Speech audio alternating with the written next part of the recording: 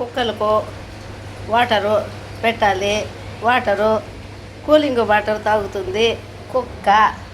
అదేలాగా పిచ్చుకలకు water పెట్టాలి. ఇదిగో పిచ్చుకలకు water.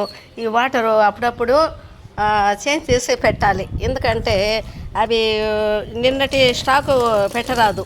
శుభ్రంగా కడిగేసి తర్వాత వాటికి మంచిగా ఫ్రెష్గా వాటికి నీడగా ఉండే ప్రాంతంలో పెట్టాలి.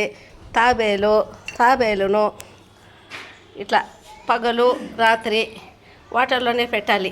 అది కూడా ఎండకు హాయిగా ఉంటుంది. ఇదిగా చూడండి, తాబేలను కూడా వాటర్లోనే పెడుతున్నాను. ఎప్పుడైనా దానికి వాటర్ లేకుండా పెట్టేదాన్ని. ఇప్పుడు ఎండల వల్ల దాన్ని ఎప్పుడు 24 hours దాన్ని వాటర్లోనే పెడుతున్నాను. ఇదిగో పక్షులు కూడా వచ్చి తాగుతాయి. పక్షులు వచ్చి తాగిన వీడియో కూడా నేను పెట్టాను. ఎంత హ్యాపీ అనిపిస్తుందో ఏమో.